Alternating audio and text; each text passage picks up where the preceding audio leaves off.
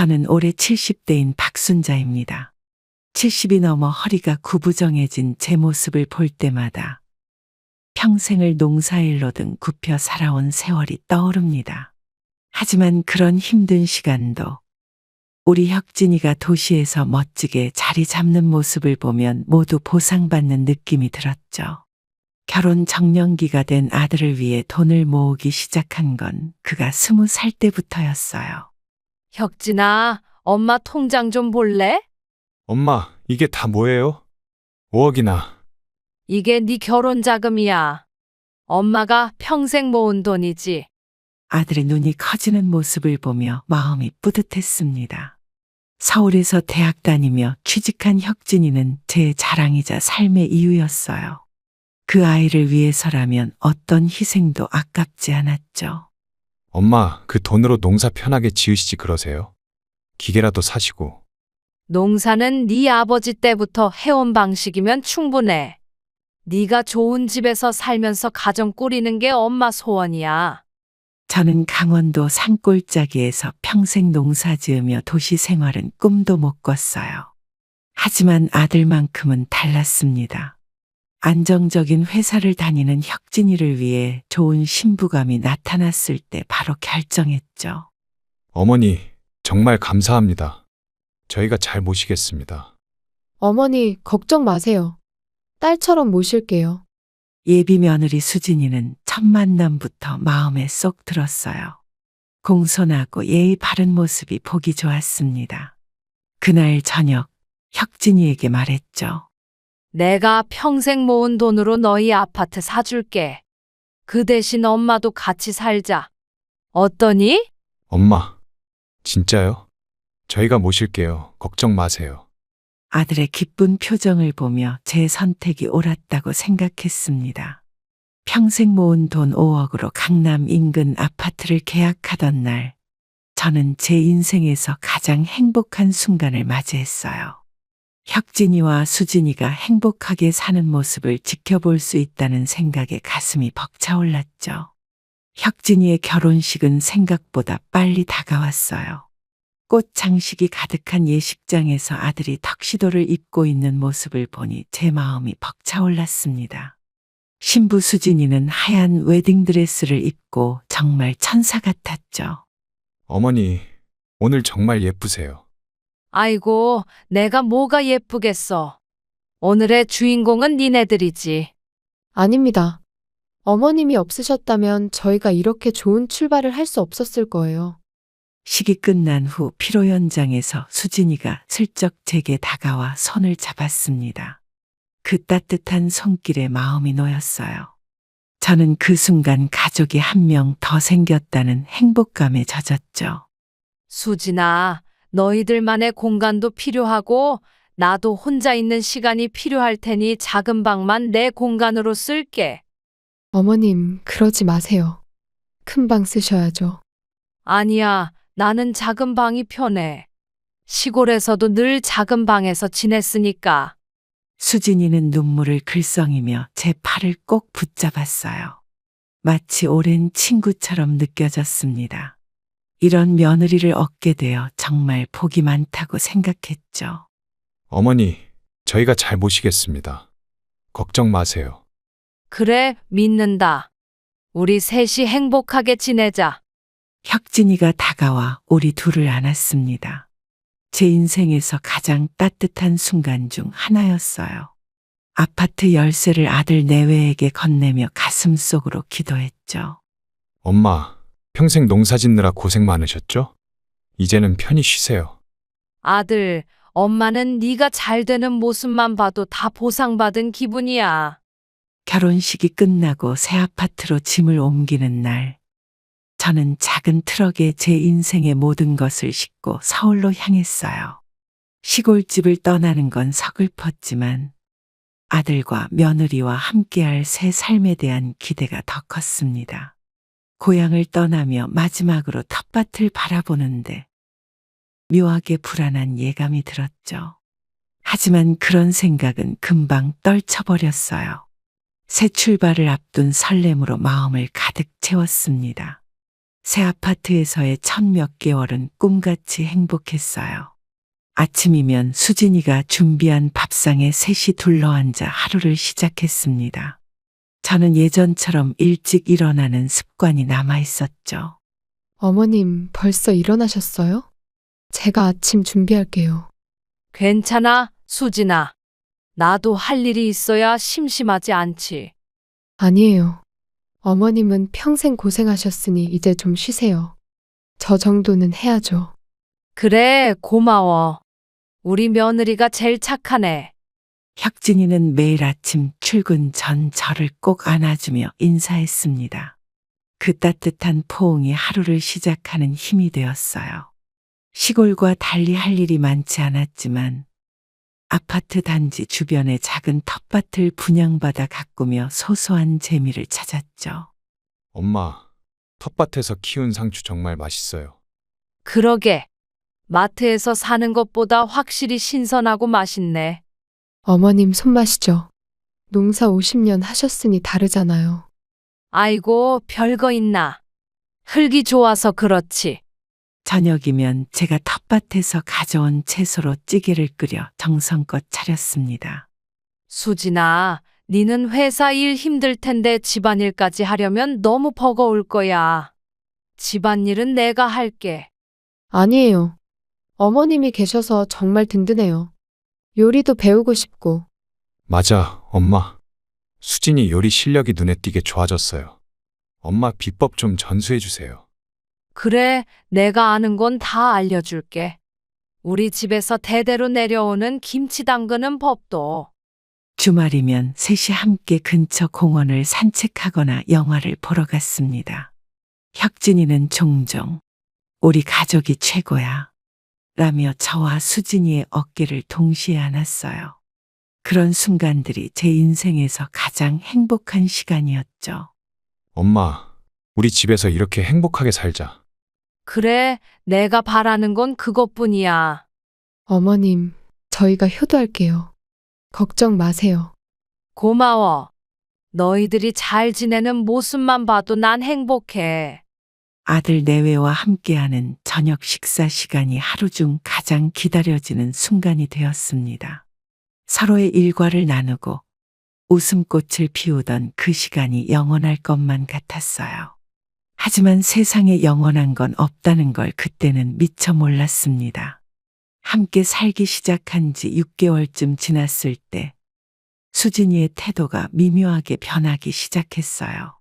아침밥을 차리는 횟수가 줄어들었고 말투도 예전처럼 다정하지 않았습니다. 동네 산책을 하자고 해도 자주 거절하게 됐죠. 수진아, 오늘 아침은 내가 차릴게. 네, 어머님. 죄송해요. 요새 회사에서 프로젝트가 많아서. 괜찮아. 바쁘면 그럴 수도 있지. 건강이 먼저야. 감사합니다. 주말에는 제가 꼭 맛있는 것 해드릴게요. 그렇게 말해놓고는 주말에도 친구들 만난다며 외출이 잦아졌습니다. 혁진이는 여전히 다정했지만 수진이와 둘만의 시간을 더 중요시하는 듯했어요. 셋이 같이 식사하는 날이 줄어들면서 저는 점점 외로움을 느끼기 시작했죠. 혁진아, 요즘 수진이가 좀 피곤해 보이는데 무슨 일 있나? 아니에요, 엄마. 그냥 회사 일이 바빠서 그래요. 그래? 너무 무리하지 말라고 해. 건강이 제일이야. 네, 엄마. 걱정 마세요. 다 잘 될 거예요. 저는 며느리의 변화를 이해하려 노력했습니다. 결혼 초기라 적응하는 과정이겠거니 생각했어요. 하지만 제 마음 한구석에는 불안감이 자라기 시작했죠. 수진아, 내가 뭐 불편한 거 있으면 말해. 내가 고칠게. 아니에요, 어머님. 그런 거 없어요. 제가 요즘 좀 예민한 것 같아요. 혹시 아이 생각 때문에 그래? 서두르지 않아도 돼. 아, 네. 그런 것도 있죠. 아직은 커리어에 집중하고 싶어서요. 그러던 어느 날 화장실 청소를 하다가 우연히 수진이가 친구와 통화하는 소리가 들렸어요. 문이 살짝 열려 있어 대화가 그대로 들려왔습니다. 어제도 시어머니랑 같이 저녁 먹었어. 솔직히 좀 불편해. 우리끼리만 살았으면 좋겠어. 아니, 나쁜 분이 아니야. 근데 매일 붙어 있으니까 뭐 하나 할 때마다 신경 쓰이잖아. 남편은 시어머니랑 같이 사는 게 당연하다고 생각하는 것 같아. 나도 알아. 시골에서 농사 지으시던 분이고 저희한테 돈 주셔서 집 산 거니까 섭섭하게 해드리면 안 되는데. 그래도 답답해. 저는 그 말을 듣고 심장이 내려앉는 기분이 들었어요. 가슴이 콕콕 쑤시는 것 같았죠. 수진이가 저를 불편해한다는 사실이 충격으로 다가왔습니다. 수진아, 나 잠깐 마트 다녀오마. 네. 어머니 언제 오셨어요? 아, 네, 다녀오세요. 마트에 가는 길, 제 눈에서 눈물이 흘렀어요. 애써 웃음 지으며 살았던 지난 6개월이 무너지는 기분이었습니다. 처음으로 이 집에서의 미래가 불안하게 느껴졌죠. 시간이 지날수록 혁진이의 퇴근 시간은 더 늦어졌고, 어느 날은 술에 취해 들어왔어요. 그날 밤, 현관문이 열리는 소리에 잠에서 깼습니다. 시계를 보니 새벽 1시였죠. 여보, 왜 이렇게 늦었어? 많이 취했네. 미안해. 오늘 중요한 미팅이 있었어. 괜찮아. 씻고 빨리 자. 내일도 출근해야지. 저는 문 앞에서 그들의 대화를 듣고 있었어요. 무슨 일이 있는지 궁금했지만 굳이 나서서 물어보고 싶진 않았습니다. 다음 날 아침, 혁진이는 평소보다 늦게 일어났죠. 엄마, 죄송해요. 어제 늦게 들어와서. 괜찮아. 바쁜 거 이해해. 아침 먹고 가. 사실 말씀드릴 게 있어요. 무슨 일인데? 혁진이는 식탁에 앉아 커피를 마시며 들뜬 목소리로 말했어요. 오랜만에 보는 밝은 표정이라 저도 기대가 됐습니다. 엄마, 나 사업 좀 해보려고요. 친구가 좋은 기회를 소개해줬어요. 사업? 갑자기 무슨 사업? IT 관련 스타트업이에요. 제가 회사에서 배운 기술로 충분히 성공할 수 있을 것 같아요. 그래? 그런데 직장은? 안정적인 월급이 있잖아. 수진이가 갑자기 대화에 끼어들었어요. 평소와 달리 활기찬 표정이었죠. 어머님, 걱정 마세요. 우리 남편 곧 대박 날 거예요. 저도 전적으로 지지하고 있어요. 그래, 좋은 일이라면 나도 응원한다. 그런데 준비는 잘하고 있니? 네. 요즘 그래서 친구들 만나서 계획 세우고 있었어요. 저는 아들의 눈빛에서 뭔가 수상한 기운을 느꼈습니다. 평소에 신중하고 차분한 혁진이가 아니었어요. 마치 큰 돈을 벌 수 있다는 환상에 사로잡힌 것 같았죠. 초기 자본은 어떻게 마련할 거니? 아직 구체적인 계획은 없어요. 하지만 곧 방법을 찾을 거예요. 걱정 마세요, 엄마. 수진이는 남편의 어깨를 토닥이며 희미하게 웃었어요. 그 미소에서 뭔가 계산된 듯한 느낌이 들었습니다. 저는 그날부터 아들과 며느리의 대화를 더 주의 깊게 듣기 시작했죠. 아파트 단지 내 산책은 제 일상이 되었어요. 매일 오전 10시면 집을 나서서 단지를 한 바퀴 돌았습니다. 그날도 평소처럼 산책을 하고 있을 때 오랫동안 이웃에 살던 김 할아버지가 저를 불러세웠죠. 박 여사, 잠깐 이야기 좀 할까? 네, 김 할아버지. 무슨 일 있으세요? 혹시 이사 가시게? 네? 무슨 말씀이세요?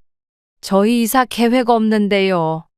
김 할아버지는 주변을 둘러보더니 목소리를 낮추었어요. 그 모습에 저도 긴장이 되었습니다. 요 며칠 아들 내외가 부동산 드나드는 걸 봤네. 어제도 우리 단지 안미래 부동산에 들어가는 거 봤어. 무슨 소리세요? 그럴 리가 없는데요. 착각하신 거 아닐까요? 내 눈이 나빠도 그 정도는 정확히 봤네. 며느리가 먼저 들어가고 아들이 뒤따라 들어가더군. 정말요? 혹시 다른 사람 아니었을까요? 아니야, 확실해. 박 여사 아들 키 크고 안경 쓴 거 맞지? 며느리는 단발머리에 예쁘장하고. 가슴이 철렁 내려앉았어요. 분명 우리 아들과 며느리가 맞았습니다. 그런데 왜 부동산에 갔을까? 혹시 사업 자금을 마련하기 위해? 김 할아버지, 말씀 감사해요. 제가 한번 물어볼게요. 미안하네. 괜히 걱정 끼쳤나? 혹시 오해일 수도 있고. 그냥 이웃이라 알려드리는 게 도리인 것 같아서. 아니에요. 정말 고맙습니다. 저도 모르는 일이라서. 박 여사, 혹시 무슨 일 있으면 언제든 말해. 내가 도울 수 있는 거 있으면 돕겠네. 김 할아버지와 헤어진 후 제 발걸음은 자연스레 미래부동산으로 향했어요. 가게 앞에 서서 안을 들여다보니 중년의 남자가 컴퓨터 앞에 앉아 있었습니다. 안녕하세요. 무엇을 도와드릴까요? 아, 네. 혹시 이 근처 매물 좀 볼 수 있을까요? 네, 어떤 매물을 찾으세요? 전세요? 매매요? 매매요. 이 아파트 단지 매물이 있나 해서요. 아, 마침 좋은 매물이 하나 들어왔어요. 33평형이에요. 부동산 직원이 보여준 매물 사진을 보는 순간 제 심장이 멎는 것 같았어요. 그 집은 다름 아닌 우리 집이었습니다.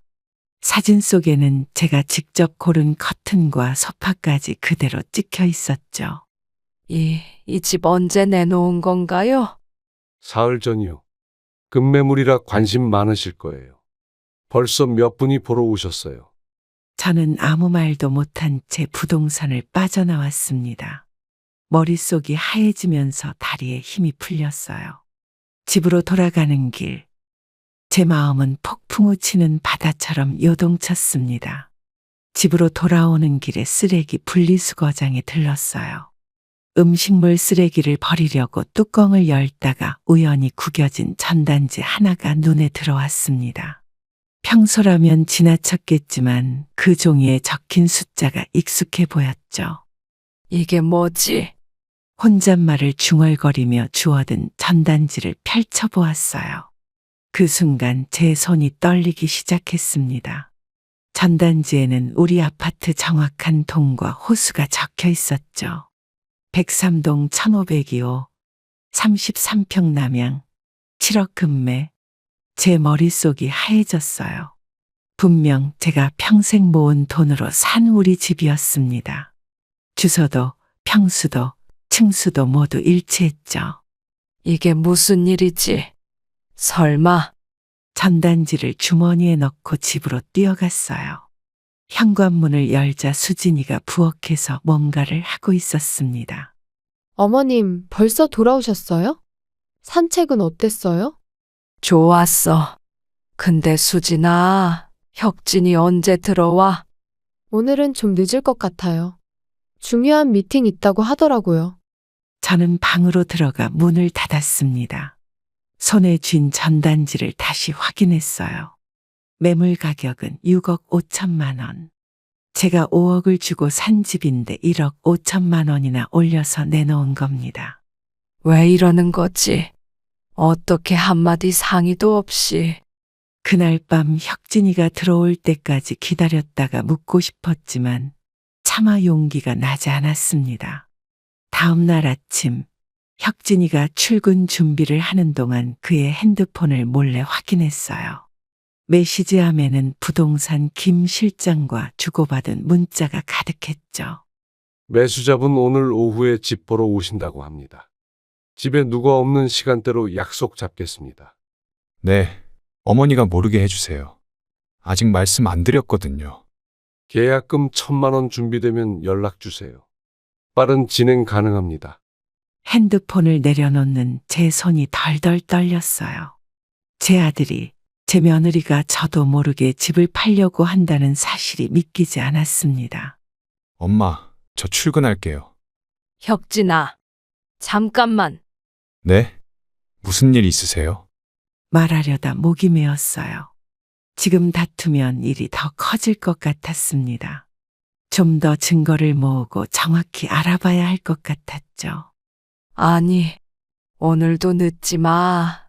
저녁에 맛있는 거 해놓을게. 네, 엄마. 일찍 들어올게요. 혁진이가 나간 후 저는 오래된 친구에게 전화했어요. 법무사 일을 하는 정 씨였죠. 정씨, 나 좀 도와줘.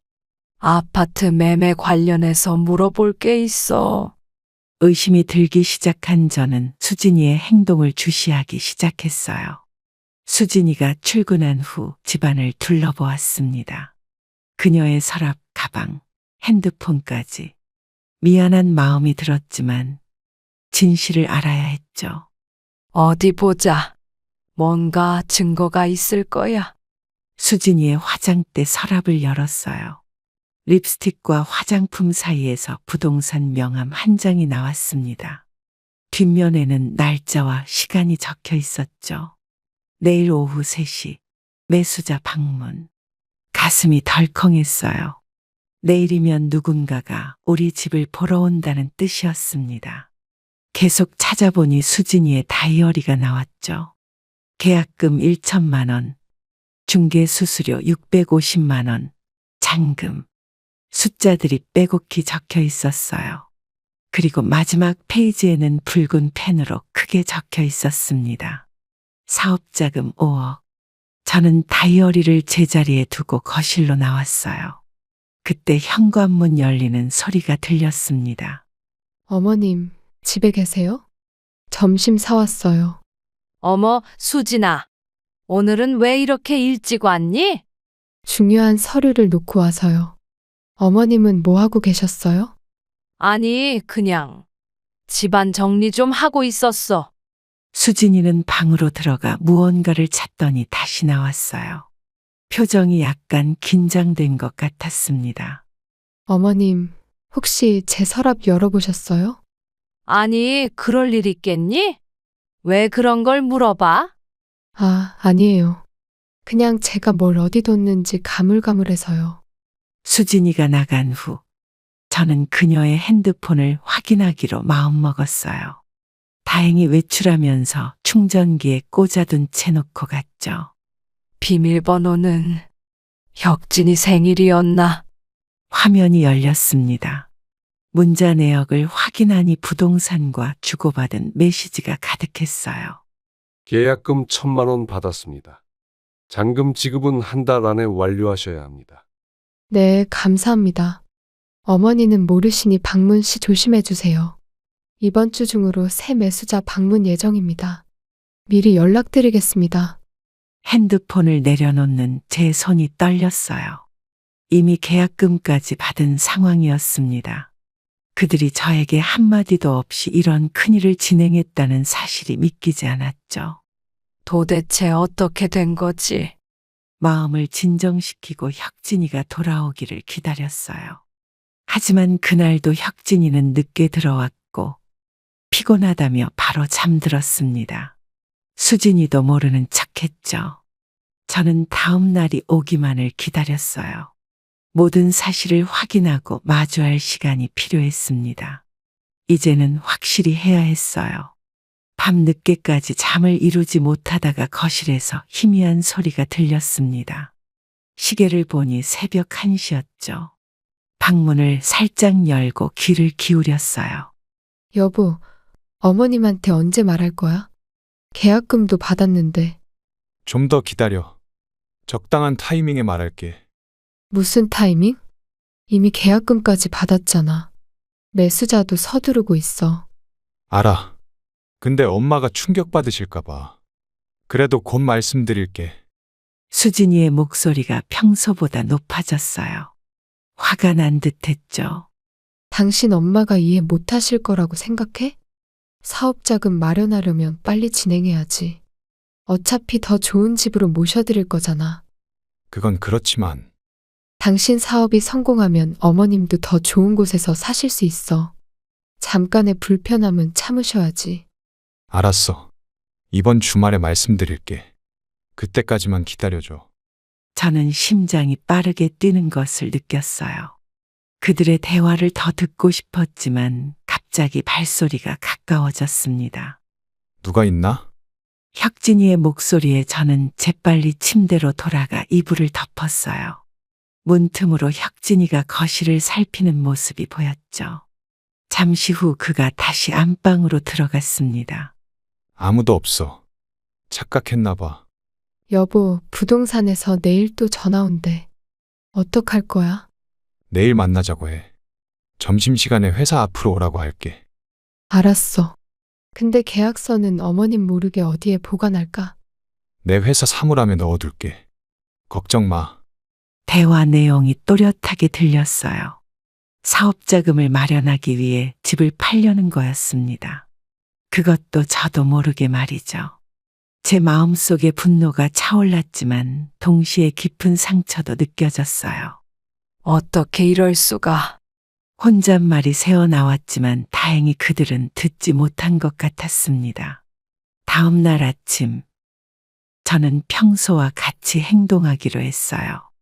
혁진이와 수진이가 출근한 후 제 오랜 친구이자 변호사인 정 씨에게 전화했죠. 정씨, 나 급히 만나야겠어. 중요한 일이야. 박씨, 무슨 일인데 그래? 목소리가 심각하네. 우리 아들이 내 모르게 집을 팔고 있어. 뭐라고? 그게 말이 돼? 자세한 얘기는 만나서 하자. 전화를 끊고 옷을 갈아입었어요. 이제는 행동해야 할 때였습니다. 누구보다 믿었던 아들의 배신에 가슴이 아팠지만 더 이상 눈물만 흘리고 있을 순 없었죠. 더 이상 참을 수 없어 저는 그날 저녁 혁진이가 돌아오기를 기다렸어요.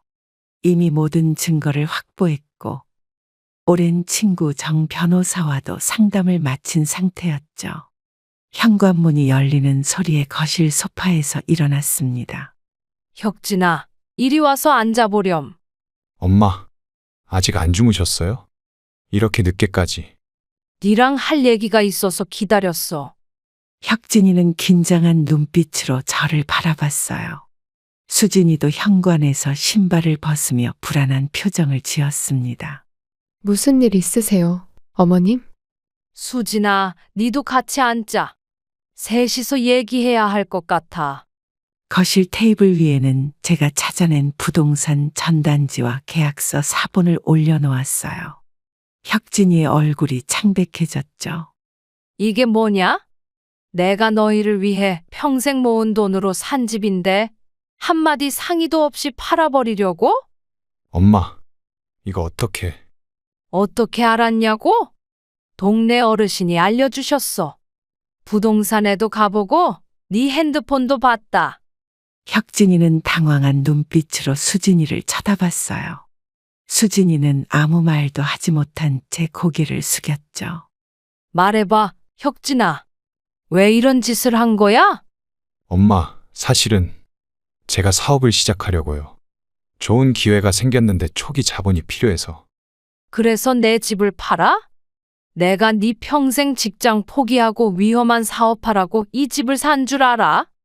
수진이가 갑자기 끼어들었어요. 표정이 단호했습니다. 어머님, 저희도 계획이 있어요. 사업이 잘 되면 더 좋은 집으로 모실 생각이었어요. 더 좋은 집? 그게 언제 일인데? 사업이 성공할 거란 보장은? 혁진이의 태도가 갑자기 바뀌었어요. 처음엔 당황했지만 이제는 다소 뻔뻔한 말투로 바뀌었죠. 엄마, 솔직히 이 아파트 내 명의로 되어 있잖아. 부모님 돈이지만 법적으로는 내 집이고 내 마음대로 해도 되는 거 아니야? 그 말을 듣는 순간 저는 가슴이 찢어지는 듯했어요. 평생을 사랑으로 키운 아들이 이렇게 변할 수 있다는 게 믿기지 않았습니다. 네가 지금 뭐라고 했니? 이게 네 집이라고? 법적으로는 그렇잖아요, 엄마. 명의가 제 앞으로 되어 있다고 말씀하셨으니. 혁진아, 네 입으로 그런 말이 나오다니. 내가 그동안 뭘 위해 살아온 줄 알아? 수진이는 남편의 어깨에 손을 올리며 제게 말했어요. 어머님, 너무 감정적으로 반응하지 마세요. 이건 우리 가족의 미래를 위한 결정이에요. 가족? 그렇게 중요한 결정을 가족 중 한 명은 완전히 제외하고 내렸다면 그게 정말 가족이라고 할 수 있니? 방 안에 무거운 침묵이 흘렀어요. 혁진이와 수진이는 서로 눈빛을 주고받으며 무언가를 생각하는 것 같았습니다. 혁진이는 처음엔 당황했지만 이제는 완전히 다른 사람이 된 것 같았어요. 제가 알던 효자 아들은 온데간데 없고 뻔뻔한 표정으로 저를 바라보고 있었습니다. 잠시 침묵이 흐른 후 그가 입을 열었죠. 엄마, 사실 이런 식으로 알게 될 줄은 몰랐어요. 곧 말씀드릴 계획이었는데. 언제? 이미 계약금까지 받았는데 언제 말할 생각이었어? 다음 주에요.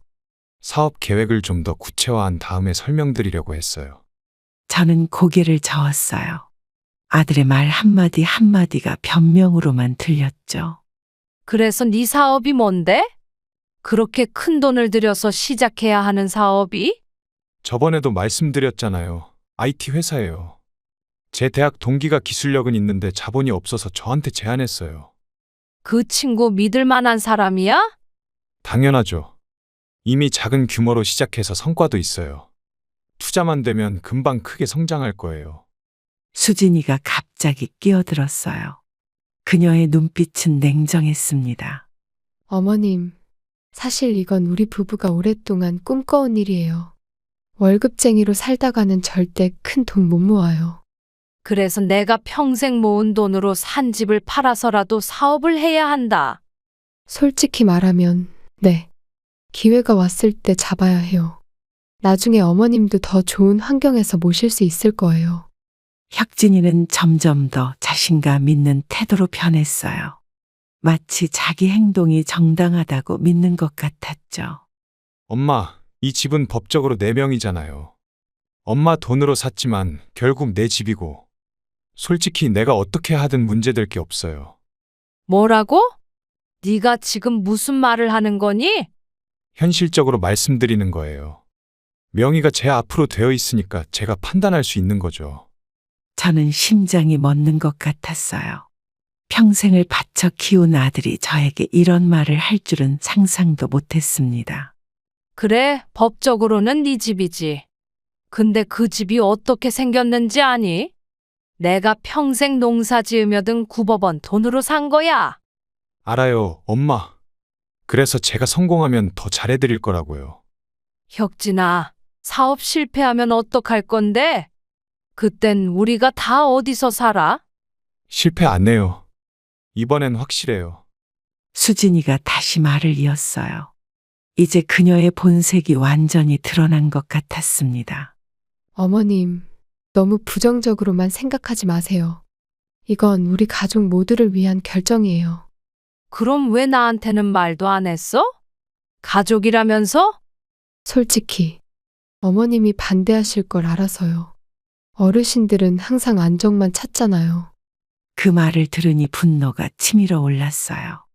저는 숨을 고르며 마지막 질문을 던졌습니다.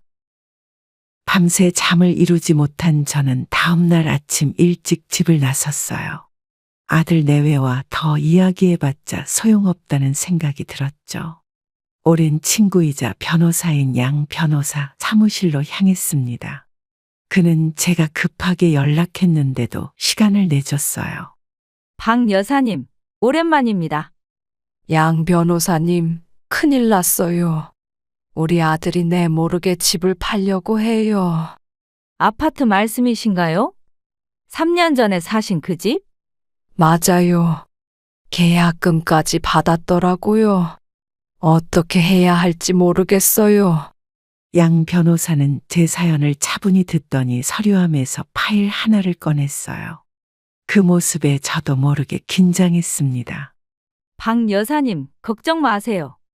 어머니께서 지난번 방문 때 지분의 70%를 남겨두신 게 정말 현명한 판단이셨습니다.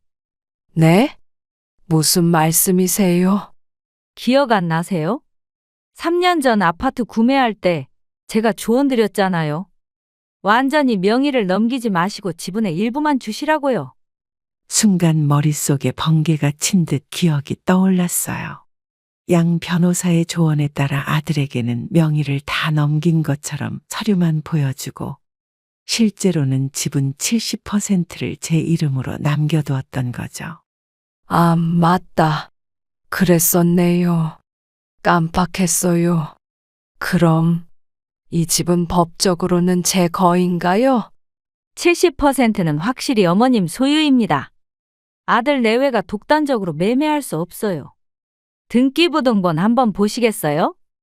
양 변호사가 모니터를 돌려 보여준 등기부등본에는 분명 소유자 박영숙 집은 70%, 김혁진 집은 30%이라고 적혀 있었습니다. 저도 완전히 잊고 있었네요. 아들이 자기 것이라고 우기길래 아마 아드님도 모르시는 것 같네요. 당시 설명은 했지만 서류를 꼼꼼히 안 살펴보셨나 봐요. 그럼 이 계약은 무효인가요? 당연하죠.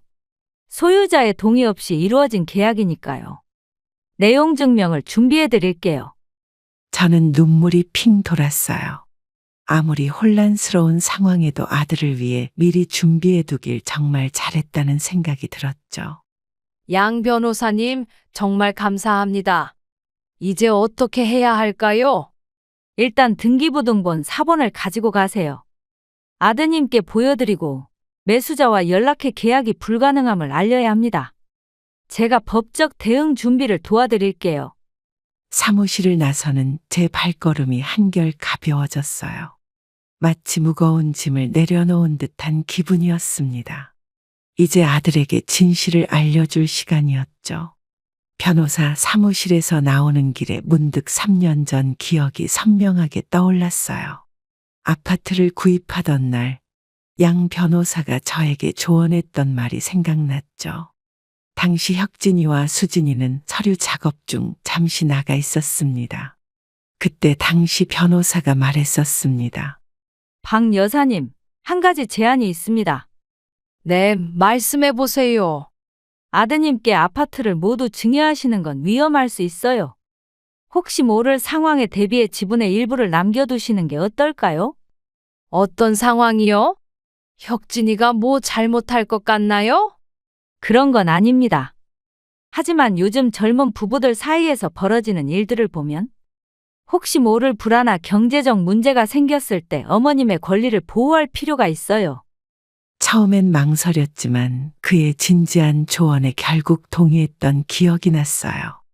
대신 혁진이에게는 아파트를 완전히 증여한 것처럼 보이게 했죠. 그럼 어떻게 하면 될까요? 지분의 70%는 어머님 이름으로 남겨두고 30%만 아드님께 증여하세요.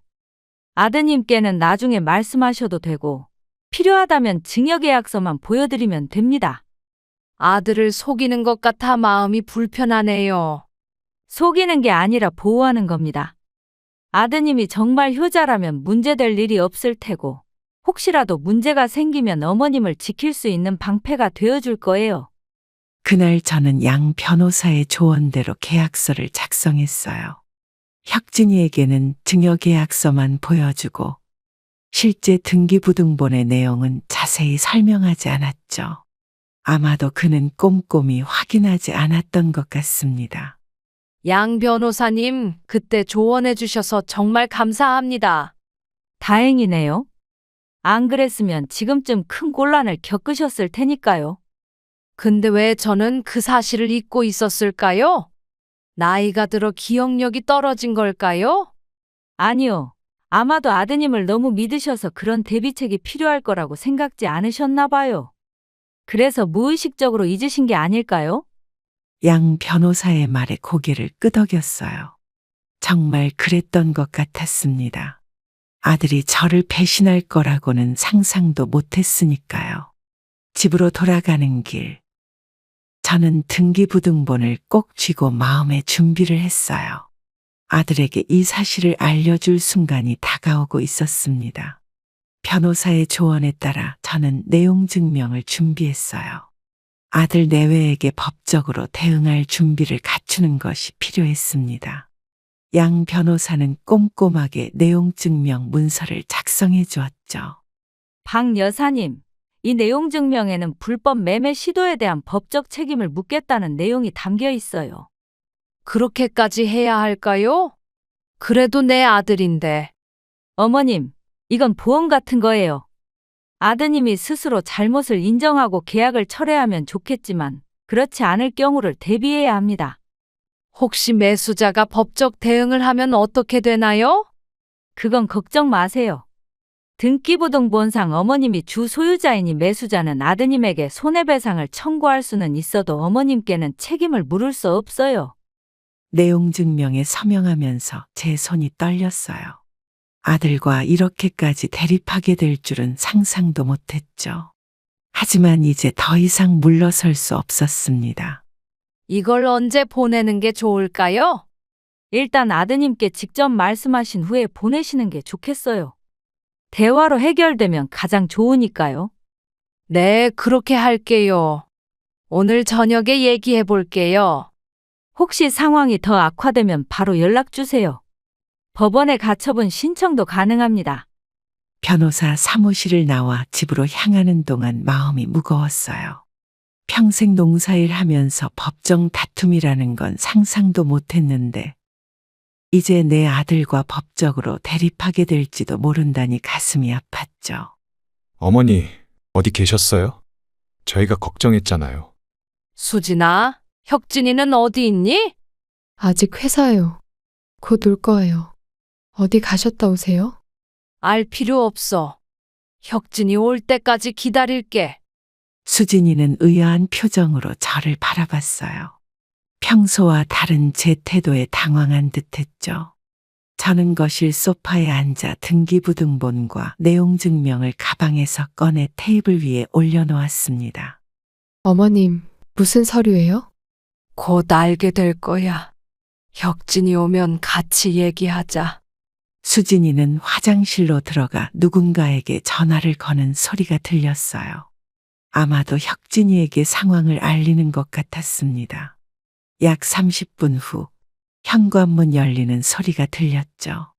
평소보다 빨리 돌아온 혁진이의 표정은 긴장되어 있었어요. 엄마, 무슨 일 있으세요? 수진이한테 연락받고 바로 왔어요. 앉아라. 셋이서 얘기해야 할 게 있어. 집으로 돌아와 준비해간 등기부등본을 테이블 위에 내려놓았어요. 혁진이와 수진이가 긴장한 표정으로 소파에 앉았고 저는 그들 앞에 서서 평온함을 가장하려 노력했습니다. 아직도 아들에 대한 사랑이 남아있어 이 상황이 너무 괴로웠죠. 혁진아, 이 서류 확인해 봤니? 네? 무슨 말씀이세요, 엄마? 한번 읽어봐. 혁진이는 혼란스러운 표정으로 서류를 집어들었어요. 그의 눈이 서서히 커지는 것이 보였죠. 수진이도 남편 옆에서 서류를 함께 보더니 얼굴색이 변했습니다. 엄마, 이게 무슨 소리야? 이 집 지분 70%는 여전히 엄마 이름으로 되어 있단다. 어떻게 된 거죠? 분명히 명의 이전했다고. 명예 이전. 나는 단 한 번도 완전히 이전했다고 말한 적 없어. 내가 그렇게 착각한 거지. 수진이가 갑자기 서류를 낚아채 자세히 들여다보았어요. 그녀의 손이 떨리는 게 보였습니다. 이건 조작된 거예요. 3년 전에 완전히 이전했다고 했잖아요. 수진아, 내가 언제 그런 말을 했니? 너희들이 그렇게 믿은 거지. 혁진이는 창백한 얼굴로 고개를 숙였어요. 그는 수진이와 달리 자신들의 잘못을 인정하는 듯했습니다. 엄마, 정말 우리가 착각한 거예요? 그럼 계약은? 당연히 무효야. 소유자 동의 없이 이루어진 계약이니까. 수진이는 벌떡 일어나 방으로 들어가더니 휴대폰을 들고 누군가에게 전화를 걸기 시작했어요. 아마 부동산 중개인인 것 같았죠. 김 실장님, 큰일 났어요. 등기부등본 확인해보니 집주인이 시어머니 이름으로 되어 있어요. 70%가요. 혁진이는 멍한 표정으로 앉아 있었어요. 그의 눈에 후회의 빛이 스쳤지만 이미 늦은 상황이었죠. 엄마, 이제 어떻게 해요? 이미 계약금을 받았는데. 그건 네가 해결해야 할 문제야. 내 집을 몰래 팔려고 한 네가. 수진이가 전화를 끊고 다시 거실로 나왔어요. 그녀의 표정은 분노로 가득 찼습니다. 어머님, 어떻게 이럴 수 있어요? 저희 보고 같이 살자더니 이런 함정을 파놨어요? 함정이라니? 내 재산을 지키기 위한 당연한 조치였지. 너희가 이렇게 배신할 줄 어떻게 알았겠니? 혁진이는 고개를 들어 저를 바라봤어요. 처음으로 그의 눈에 진실된 후회가 보였습니다. 엄마, 정말 죄송해요. 제가 잘못했어요. 이제 와서 뭘? 계약은 취소하고 매수자에게는 사실대로 말해. 이 집은 팔 수 없다고. 그날 밤 갑작스러운 초인종 소리에 모두 현관을 바라봤어요. 대체 누가 이 시간에 찾아온 걸까? 혁진이가 문을 열자 양복을 입은 중년 남자가 서 있었습니다. 표정이 좋지 않아 보였죠. 김혁진 씨 맞으신가요? 이 집 매수 계약한 정민석입니다. 아, 네, 맞습니다. 근데 갑자기 찾아오신 이유가 확인해보니 판매자 명의가 일부만 되어 있더군요. 이런 식이면 계약을 파기하고 위약금을 청구할 수밖에 없습니다. 저는 거실에서 그들의 대화를 듣고 있었어요. 정확히 이런 상황이 올 줄 알았죠. 혁진이의 목소리가 떨리는 게 느껴졌습니다. 아, 그게 죄송합니다. 사실 저도 방금 알게 된 상황이라. 그게 무슨 말씀이세요? 자기 집 등기부등본도 확인 안 하고 매물로 내놓으셨다는 겁니까? 아니, 그게 아니라 어머니와 약간의 오해가 있었습니다. 수진이가 갑자기 끼어들었어요. 그녀의 목소리는 다급했습니다. 기다려주세요. 우리가 해결할게요. 조금만 시간을 주시면.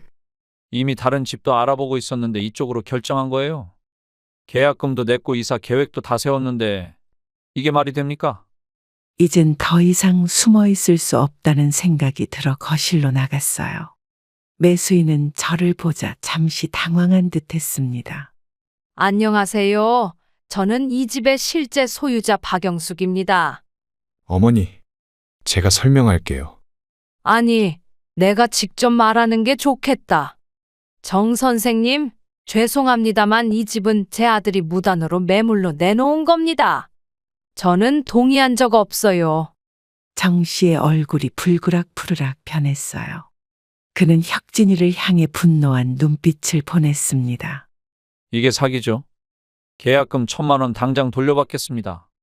그리고 위약금도 청구할 겁니다. 네, 물론 계약금은 돌려드리겠습니다. 하지만 위약금은 당연히 내야 합니다. 저희가 입은 손해가 얼마인 줄 아세요? 다른 매물들은 이미 다 팔렸고 아이들 전학 문제도 있고. 혁진이는 풀이 죽은 채 고개를 숙였어요. 수진이는 입술을 깨물며 아무 말도 하지 못했죠. 정 선생님, 제 아들이 책임지고 해결할 겁니다. 연락처 좀 남겨주시겠어요? 내일까지 계약금 환불 안 되면 고소하겠습니다. 변호사도 이미 상담했어요. 정 씨는 명함을 던지듯 건네고는 문을 세게 닫고 나갔어요. 현관에는 무거운 침묵만 남았습니다. 매수인이 떠난 후 집안에 비명 소리가 울려 퍼졌어요. 수진이가 갑자기 현관에서 주저앉아 울부짖기 시작했습니다. 그녀의 얼굴은 분노로 일그러졌죠. 당신 어머니 어떻게 된 거야? 이제 어떡하냐고. 계약금도 날리고 위약금까지 물어야 한다고. 수진아, 진정해라. 내가 어떻게든 해결할게. 어떻게? 우리 통장에 1,000만 원도 없잖아. 위약금은? 5천만 원이라도 내라고 하면 어떻게 할 건데? 저는 거실 소파에 앉아 그들의 다툼을 지켜봤어요. 아들의 얼굴이 창백해지는 모습이 마음 아팠지만 이건 그들이 자초한 일이었죠. 수진아, 내가 잘못했어. 엄마한테 제대로 확인도 안 하고. 당신 말 믿고 이 지경이 됐잖아. 혁진이는 풀이 죽은 채 수진이의 분노를 고스란히 받아내고 있었어요. 평소 강단 있게 보였던 아들의 모습이 완전히 사라졌습니다. 어머님, 어떻게 이럴 수 있으세요? 처음부터 말씀해 주셨으면 이런 일 없었잖아요. 내가 말했다면? 너희가 내 모르게 집을 팔려고 하지 않았겠지. 그게 더 중요한 문제 아니니? 그건 그래도 이렇게 함정을 파놓다니. 함정이 아니라 나를 지키기 위한 최소한의 안전장치였어. 그리고 보라, 얼마나 필요했는지. 수진이의 눈에서 눈물이 흘러내렸어요. 하지만 그건 후회의 눈물이 아니라 분노와 좌절의 눈물처럼 보였죠. 당신 회사 대출 받을 수 있어?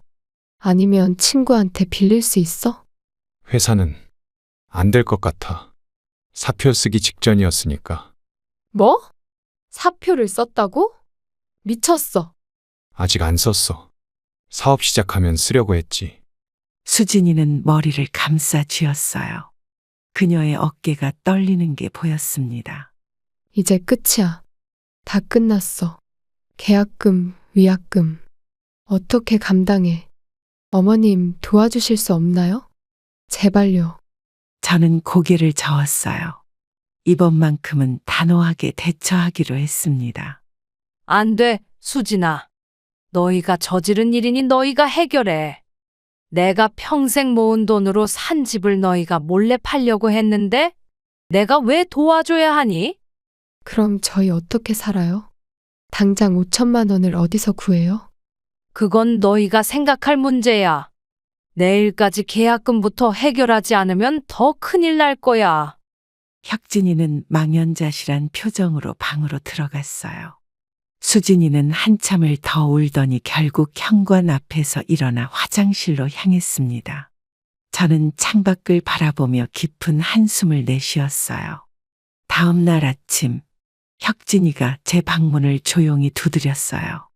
언제 잠들었는지 기억도 나지 않지만 새벽녘에야 겨우 눈을 붙였던 것 같았죠. 현관에서 들리던 부부의 말다툼 소리가 새벽까지 이어졌었습니다. 들어와. 엄마, 정말 잘못했어요. 수진이가 자꾸 부추기게. 제가 너무 약해서.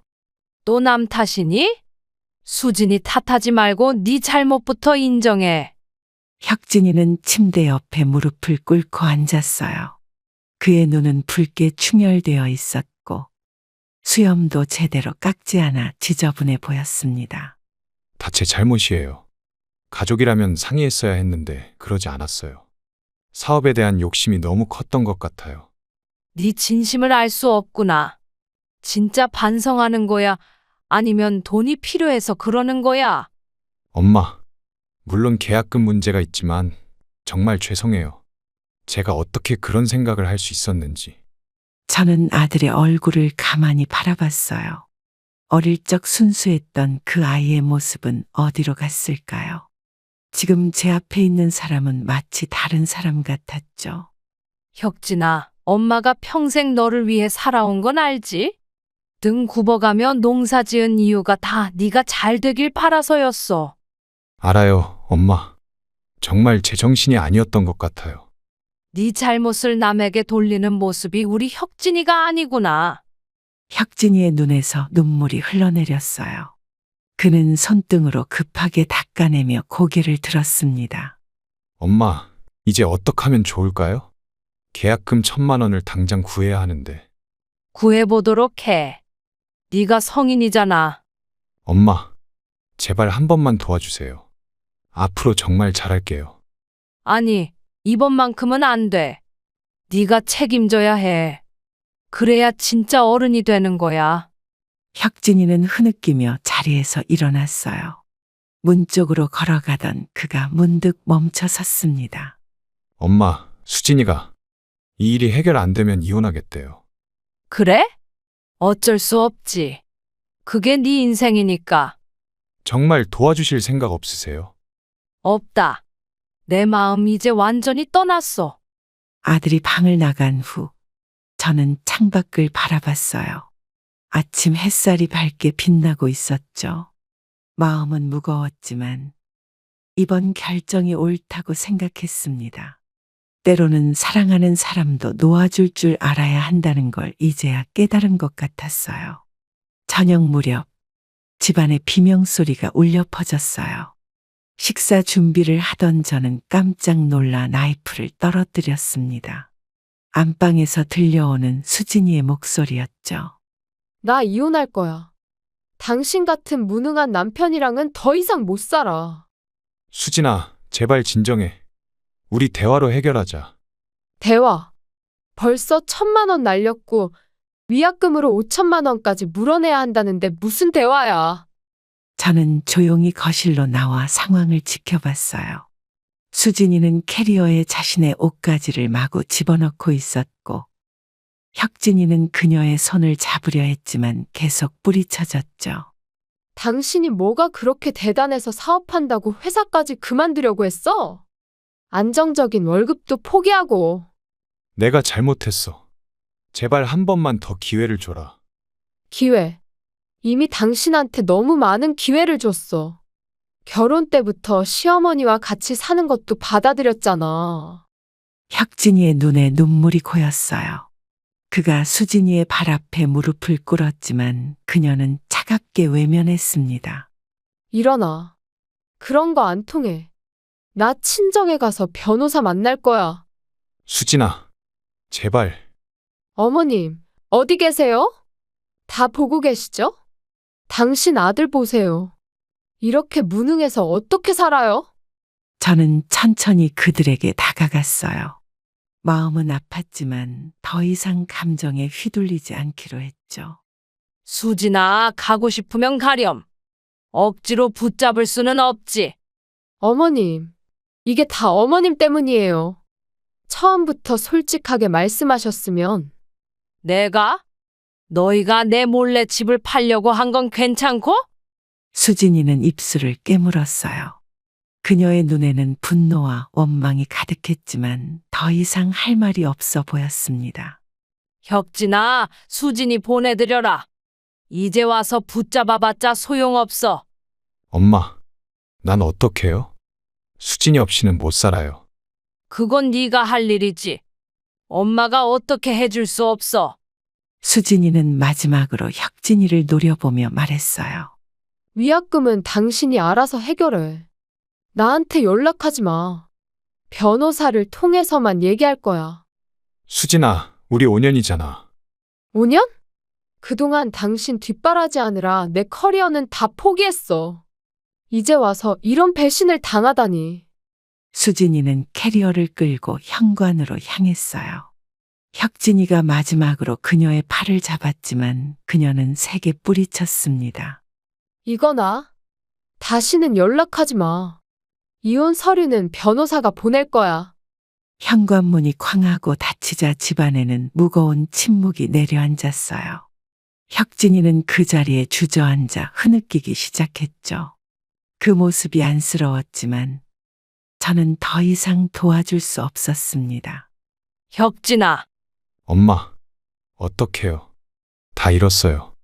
이게 다 선택의 결과야. 네가 선택한 결과. 엄마, 저 정말 바보 같아요. 어떻게 그런 생각을 할 수 있었는지. 인생은 선택의 연속이야.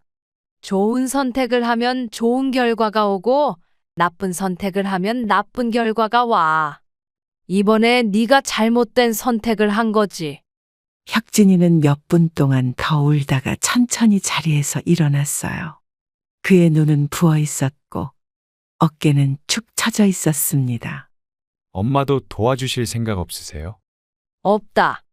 이제 네는 내 자식 아니다. 내가 다시는 니를 도울 일 없을 거야. 그 말을 듣고 혁진이의 얼굴이 창백해졌어요. 하지만 저는 단호했습니다. 때로는 가장 사랑하는 사람에게도 단호해야 할 때가 있는 법이죠. 수진이가 떠난 후 집안의 분위기는 완전히 달라졌어요. 정막이 감돌고 무거운 공기만 남았죠.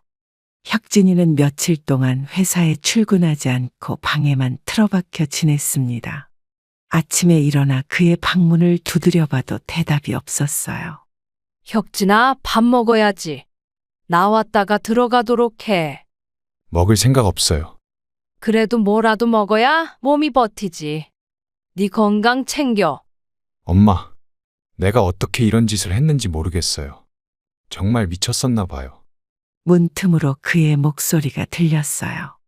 가냘프고 지친 목소리였습니다. 저는 문 앞에 잠시 서 있다가 부엌으로 돌아왔죠. 그가 스스로 이 상황을 극복하길 바랐어요. 일주일이 지나고 혁진이가 드디어 방에서 나왔습니다. 수염이 덥수룩하게 자란 얼굴이 초췌해 보였어요. 그는 거실 소파에 앉아 저를 바라봤죠. 엄마, 이제 어떻게 해야 할지 모르겠어요. 현실을 직시하는 게 먼저야. 지금 상황이 어떤지 정확히 알아야 해. 계약금 1,000만 원은 친구에게 빌려서 해결했어요. 그런데 위약금은 정 씨가 5천만 원을 요구해요. 그건 네가 해결해야지. 네 잘못으로 생긴 일이니까. 혁진이는 깊은 한숨을 내쉬었어요. 그의 눈에는 후회와 절망이 가득했습니다. 엄마, 나 이제 어떻게 살아야 할까요? 수진이도 가고 돈도 없고 회사도 결국 그만두게 됐어요. 뭐? 회사를 그만뒀다고? 네. 너무 많이 결근했더니 권고사직 됐어요. 사표는 안 썼지만 결국 저는 아들의 얼굴을 가만히 바라봤어요. 한때는 제 자랑이자 삶의 이유였던 아들이 이제는 완전히 무너져 내린 모습이었죠. 마음 한구석이 아팠지만 이번만큼은 단호하게 대처하기로 했습니다.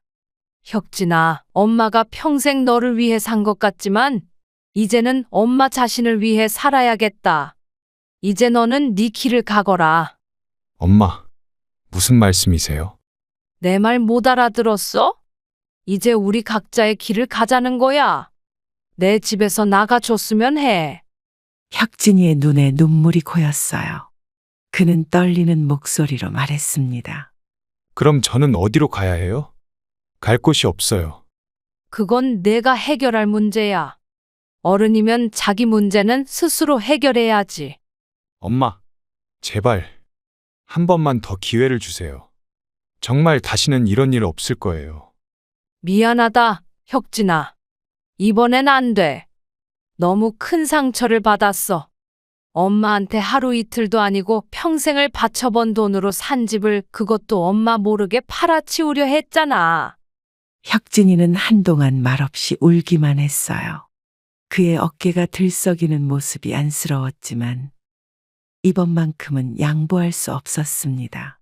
일주일을 줄게. 그 안에 짐을 싸서 나가도록 해. 엄마, 정말 그러실 거예요? 그래. 이제 엄마도 내 인생을 살아야겠다.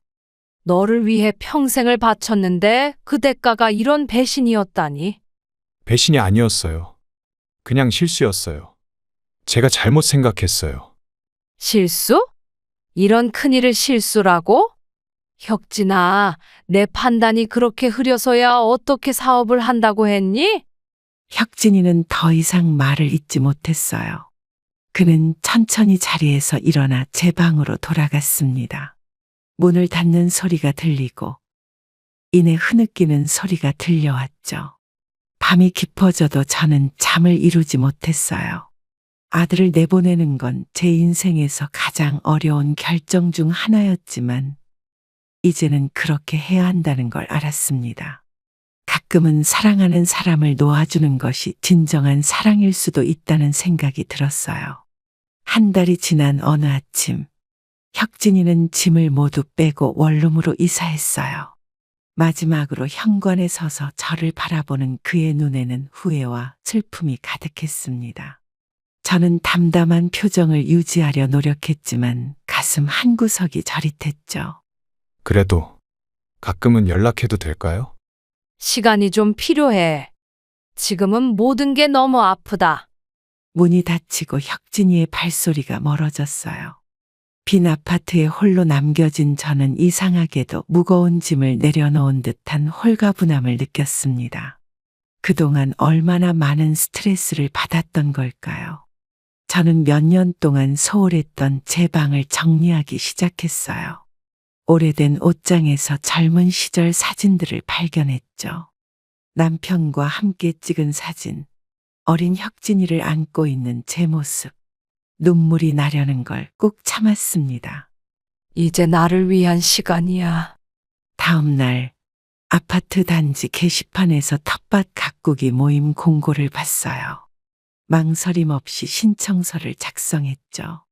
첫 모임 날 비슷한 또래의 이웃들이 반갑게 저를 맞아주었습니다. 안녕하세요.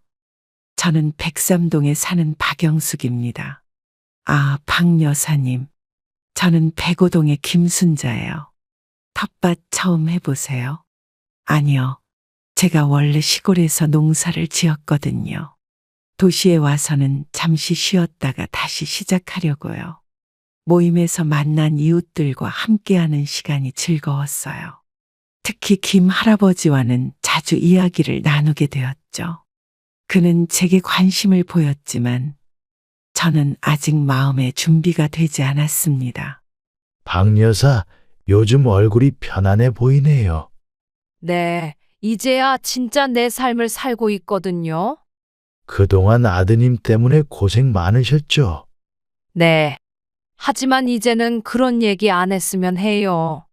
새로운 시작을 하고 싶어요. 김 할아버지는 이해한다는 듯 고개를 끄덕였어요. 그의 따뜻한 미소가 위로가 되었죠. 무조건적인 사랑과 희생보다 서로의 경계를 존중하는 관계가 더 건강합니다. 내 아들이라도, 내 부모라도 상대의 재산과 권리를 함부로 할 수는 없어요. 가장 중요한 건 나 자신을 위한 시간과 삶을 포기하지 않는 것입니다. 누군가를 위해 살다 보면 정작 나를 잃어버리기 쉽죠. 하지만 자신을 지키는 사람만이 진정으로 타인도 사랑할 수 있어요. 인생의 마지막 장을 쓰는 건 언제나 자신입니다. 저는 비로소 제 인생의 주인공이 되어 새 삶을 시작했어요. 가끔은 쓰라린 결정이 더 나은 미래를 가져온다는 것, 그것이 제가 배운 가장 큰 교훈입니다. 그럼 오늘도 행복한 하루 되시길 기원하겠습니다. 감사합니다.